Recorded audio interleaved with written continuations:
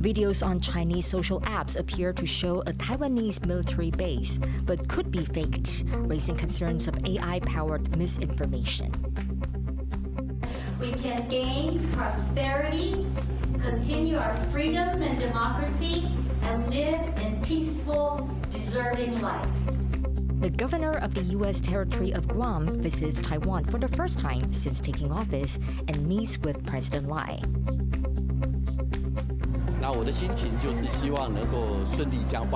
The chance to lead Taiwan's main opposition party, the KMT, is coming this fall, and all eyes are on one mayor. Plus, more women are applying to Taiwan's military academies, even outnumbering men in some areas. But does it signal a real change?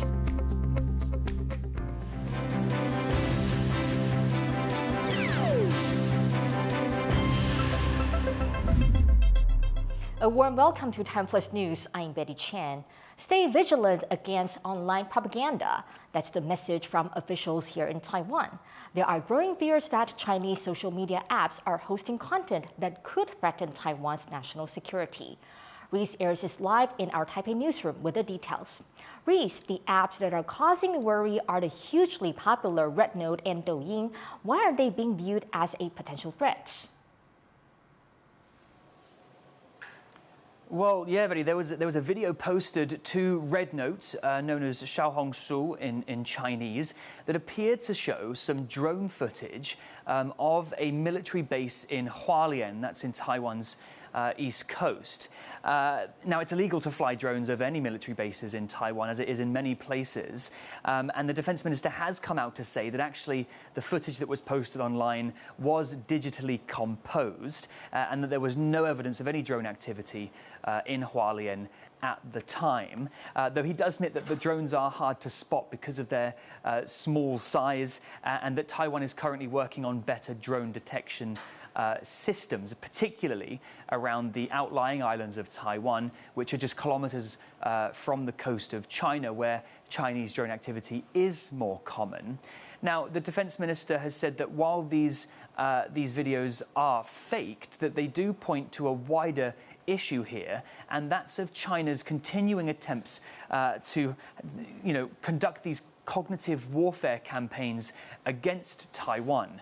Now, for a bit more on what exactly that means and what those campaigns look like, I spoke earlier to Eric Xu. He's a researcher at Doublethink Lab. That's a civil society organization that focuses on researching Chinese influence campaigns and disinformation campaigns. And I started our conversation by asking him about what kinds of content we might expect to see on these platforms trying to influence Taiwanese society. It often uses something really soft and delicate strategy to achieve their goal. For example, it will using the contents to criticizing Taiwanese democratic system, or complaining Taiwanese life costing is too high, or the other kind of domestic issue, in order to trigger people's anxiety and anger and further distrust our system. The United Front work or information manipulation strategy on TikTok is mainly trying to reduce people's sensitivity to PRC threats and also their resistance ideas when facing invasion. How are China's cognitive warfare campaigns evolving over time? I think compared with several years ago, at that moment, they're still really focusing on creating misinformation or disinformation in order to convince people to trust something may not actually true. However, the strategy is slightly changed. It's using more what we call information manipulation strategy in order that the point is to trigger people's negative image and then to increasing the polarization among Taiwanese society. So, and eventually, when we distrust the system, it kind of achieves their goal. Now, in light of this most recent case on Xiaohongshu and other campaigns online by Beijing. Taiwan is urging schools to have more and better media literacy classes for young people, but also, something Eric agreed with when I spoke to him. But he also added that people of all ages need to be wary that when they're consuming content online, if there is a video that makes you feel particularly strong emotions, that you should maybe be online to the fact that that video could be trying to manipulate you in one way or another. Officials are also warning more generally about Taiwanese people using Chinese software, not just for these cognitive warfare campaigns, but also just because of data privacy issues. Red Note is quite popular here in Taiwan, particularly with young people. It even had a surge in popularity over in the United States when TikTok was facing its ban there. But back here in China and Taiwan, they share a common language, and so there are fears that apps like Douyin and Red Note are pretty good Trojan horses, if you like, for Beijing to push their agenda here in Taiwan.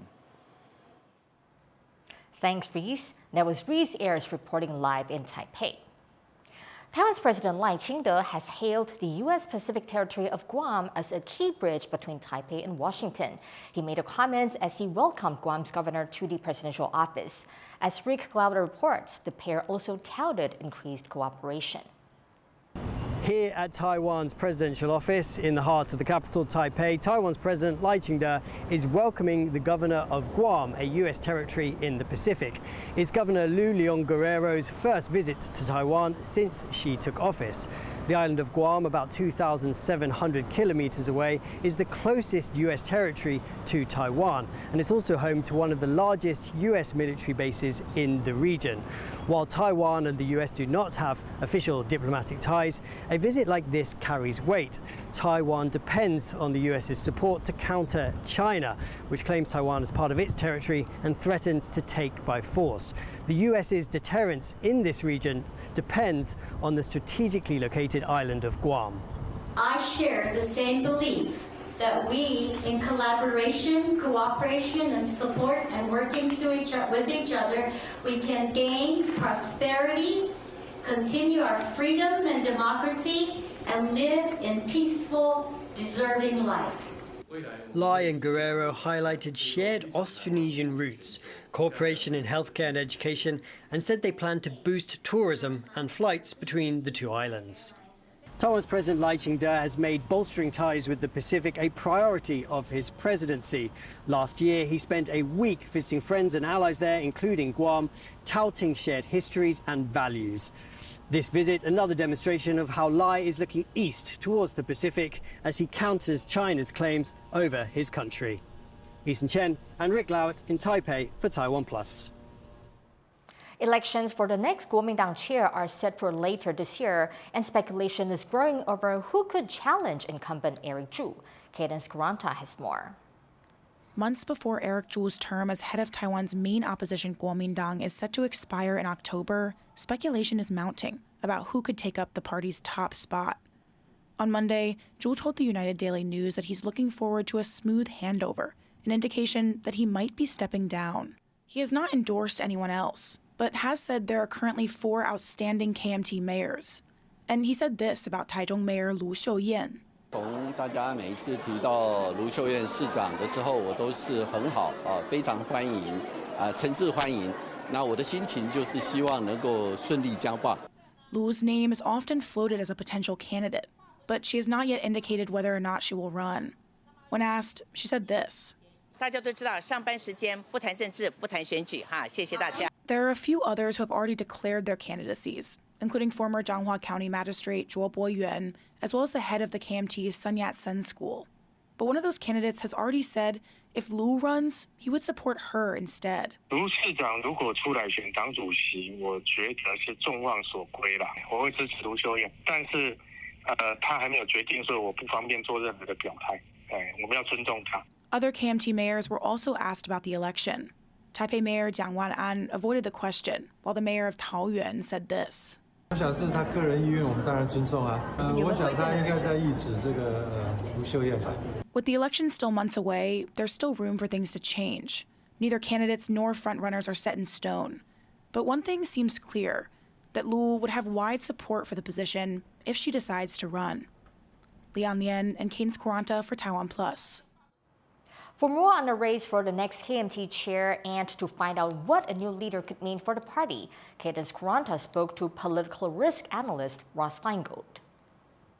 What is the state of the KMT right now, and what challenges will the new KMT chair be facing?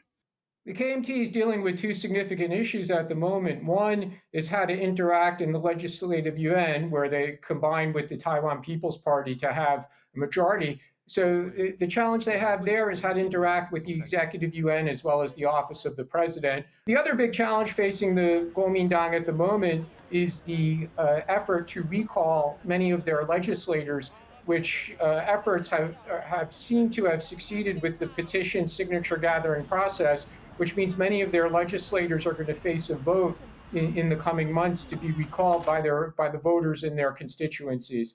So the new leader, or if Eric Zhu Li-lun continues as the leader, when they take office later this year, they're going to be dealing with the aftermath of that. And it seems Taichung Mayor Lu Xiuyan has wide support for the position. Do you have any sense of what her stances on China and other key issues are? She's very cautious in what she says about China issues, for no other reason than it hasn't really been necessary to do so while she's been mayor of Taichung. She also hasn't revealed whether or not she really wants to run for the party chairmanship. She's being very cautious, as Taiwan politicians tend to be in these situations. However, if she does declare her candidacy for chairman, I think she would have no choice but to say that she supports the 1992 consensus. That is the official position of the party. And the people who tend to vote in party chairman elections, the party members who are most enthusiastic about that kind of thing and are actually going to show up to vote. What is your sense of the KMT's chances in future elections? It's kind of hard to measure the support for the Kuomintang. I mean, there are surveys that often show that the Kuomintang or the DPP, their support levels are in the 20s or the high teens. These things tend to vary considerably. But then it really doesn't inform us how voters are going to vote in the local election in 2026. Because again, the Kuomintang, despite on a national level often seeming to be low in the polls, they've done very well in the last two local elections. So they probably should have some confidence that they'll do well again in the local elections. They seem to still have the network of local party organizations to boost their chances in that regard. And then let's not forget, 13 months after the 2026 local election, which will be November 2026, 13 months later, in January 2028, will be the next presidential and legislative election. That was Ross Feingold on the upcoming KMT chair election. Only 10% of Taiwan's publicly listed companies have committed to achieving the government's goal of net zero carbon emissions by 2050. That's according to environmental groups, who are calling on companies to do more. 台塑四宝一年的用煤量已经接近中火的用煤量，台塑集团应该要优先来制定这些燃煤计划，不要再把这些污染变成他们的利润，然后让成本转嫁让社会大众来承担。 Activists spoke in Taipei as the country fires up more coal power generation to compensate for the recent shutdown of its last nuclear reactor. The groups are calling for clearer government guidelines and want companies to set out solid carbon reduction goals for 2030. Coming up after the break, France and its former colony Vietnam signed $10 billion in deals during the French president's trip to Asia.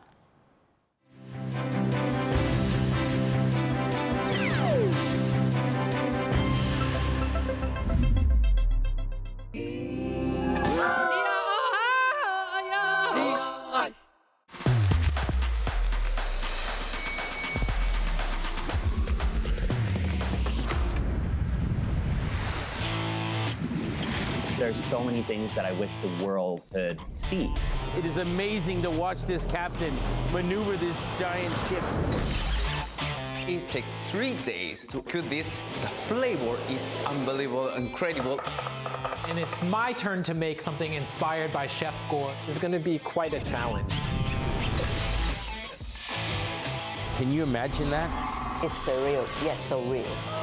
I can't give up. I got some ass kicking to do. Nice move. We're pushing each other to explore and experiment in new, different ways. 5, 4, 3, 2. A warm welcome to TaiwanPlus News. Exploring the issues that matter to you. Not just to Taiwan, the whole world is watching. 很多时候是我们眼睛看不到的地方。We might encounter mishaps and mistakes along the way. But at the end of the day, it just transmits something straight from the heart. Yes. 谢谢 Cheers. Bon appetit. It is about the fun and it's about the glamour and it's also about something much deeper than that. Sometimes you just gotta seize the opportunity. You just gotta do it.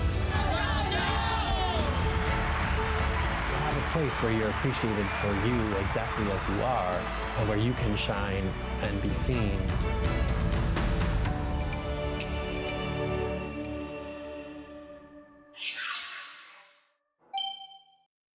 For more stories from Taiwan and around the world, download the TaiwanPlus app.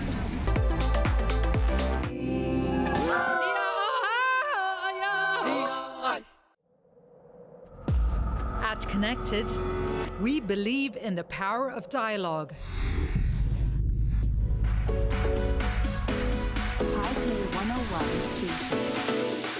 It's not just about the headlines, it's about finding common ground. Join the conversation. Connected with Divya Gopalan on TaiwanPlus. Start your weekend with a cup of coffee and a moment to reflect on what happened this week. Hello and welcome. We've got you covered, from defense and politics to high tech and the arts. Not just to Taiwan, the whole world is watching. You make the coffee, we make the news. Here's what happened on TaiwanPlus.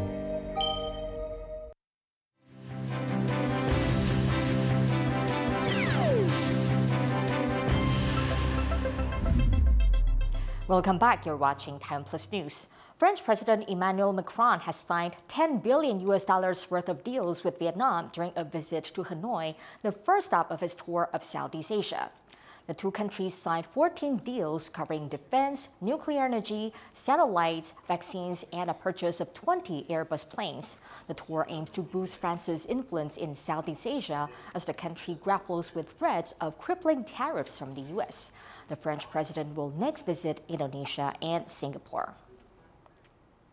Macron is also set to speak at a Shangri-La dialogue in Singapore after his visit to Indonesia. To find out more about France's plans for the Indo-Pacific region, reporter Ado Brar spoke to Jean-Luc Simon, a research fellow at the National University of Singapore. This is the first visit of a French president to Vietnam in nearly a decade. Why is this trip happening now? Well, first of all, this is a trip that has been in the making for a long time. President Macron had already suggested that he would attend and give a speech to the Shangri-La dialogue even before COVID. And we know that during his first term, he already had released the first Indo-Pacific strategy. France at the time, so in 2019, was the first European country to release an Indo-Pacific strategy. So overall, Macron has a particular interest in the region. In addition to that, I think the timing matters also because this is happening as we see the Asian countries, in particular countries such as Vietnam, suffering from the US-China competition, trying as much as possible to escape the dilemma between Washington and Beijing. What is France's Indo-Pacific strategy? First, the most obvious way is the trade deals. We see, especially during that trip, deals being signed with regards to Airbus planes being signed and procured by Vietnam. So there's also the arms sales, which is a significant part of that policy. Indonesia procured Rafale fighter jets. It also ordered French submarines in the past. But I would add also that there is, I would say, a regional diplomatic aspect. France is trying as much as possible also to be part of the Indo-Pacific security architecture. So it is a development partner of ASEAN. It is a member state of the Indian Ocean Rim Association. What will Macron be aiming to achieve at the Shangri-La dialogue later this week? There are things which we can reasonably expect from the speech, which is to reaffirm French ambitions in the Indo-Pacific, French commitment to principles such as freedom of navigation in the South China Sea or in the Strait of Taiwan. There's probably going to be also elements regarding the French presence in the region, because this is also something to keep in mind, that France historically sees itself as a resident power in the area because of its overseas territories in the Pacific Ocean, in the Indian Ocean as well. There was Jean-Luc Simon from the National University of Singapore. Israeli ultra-nationalists marched through the streets of Jerusalem, marking the anniversary of Israel's 1967 takeover of the city. As Tiffany Wong reports, the celebration led to clashes with Palestinian residents and peace activists there. Cheering and clashes in Jerusalem as Israelis celebrate the 58th year since Israel's takeover of the area in 1967. It's the second year the celebrations are happening during Israel's war on Gaza.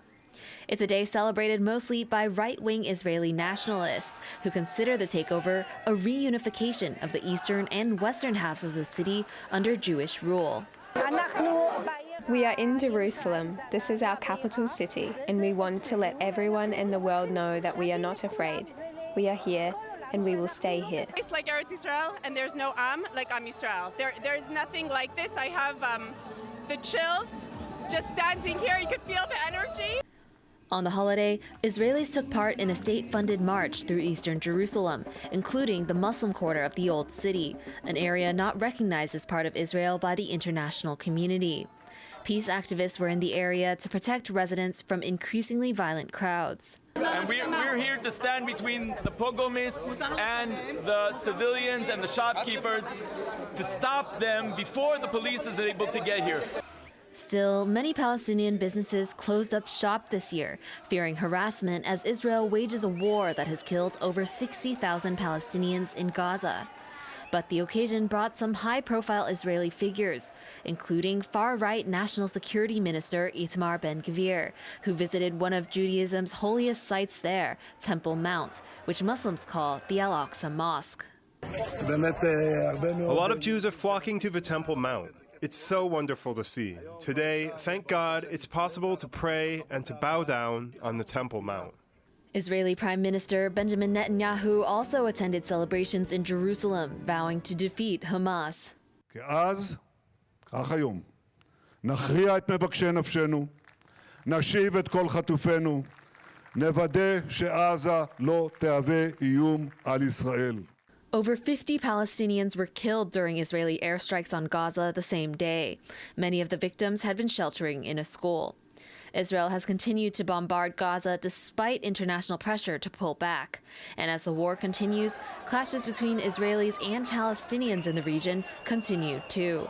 Patrick Chen and Tiffany Wong for TaiwanPlus. The U.S. and Philippine militaries are holding their annual Commandant exercises, which this year also includes Japan's amphibious rapid deployment brigade. The drills bring together more than 4,000 troops and take place across multiple places in the Philippines. This year's training includes deploying Nemesis anti-ship missiles to the Batanes Islands, the country's northernmost island closest to Taiwan. Several other countries are participating as observers for the first time this year, including the Netherlands, Bahrain, Canada, and New Zealand. The training follows a series of recent Chinese Coast Guard clashes with Philippine vessels in a disputed South China Sea and Chinese live-fire exercises around Taiwan. A growing number of women are enrolling in Taiwan's military schools as the number of men signing up shrinks. In some courses, there are now more women than men. John Venturez takes a look at this trend. Women like these are growing more visible in Taiwan's military. The trend started in 2023 when the first women reservists started training, and it could be spreading to the officer corps. The number of women enrolling in military academies is growing relative to men and relative to expectations. This year, National Defense University hasn't followed its normal gender quota for admissions. Its engineering, political warfare, and management tracks all have more women and fewer men than expected. This isn't to say there's a gender balance across the board. Men outnumber women in engineering 2-to-1. But in one case, the management course, women have overtaken men, overshooting the gender quota by 210% in the process. As lawmakers wonder about this trend, the defense minister says the same standards apply to all students regardless of gender. 为什么男性那现在在报名军校，那会相对于女性少这么多呢？采成绩的一个排序，择优来录取。我们也不认为女性的表现会比男性来得差。Though it doesn't explain the drop in men's enrollment, one possible reason being floated for women's growing interest in military careers is the fact that it pays. Last month, the military raised pay for base-level officers and soldiers by up to $400 a month. Officials say the move has been especially helpful when it comes to holding on to personnel. 到目前为止，就是报退伍有600多个人抽回来，那不适服的部分也有87个，他已经报不适服，但是在加薪之后，他又把它抽回来。 Though not obligated like men to do military service, Taiwan's women are showing a growing commitment to playing a role in national defense. And what's begun at the bottom of the ranks shows signs of rising to higher levels. Howard Zhang and John Van Trieste for TaiwanPlus. Thank you for watching TaiwanPlus News. You can visit the TaiwanPlus website or follow our social media for more stories from Taiwan and around the world. Finally, today we take you to the UK for an annual cheese rolling contest, a traditional event where brave participants hurl themselves after a cheese wheel rolling down a 180-meter hill. I'm Betty Chen. Take care and see you next time.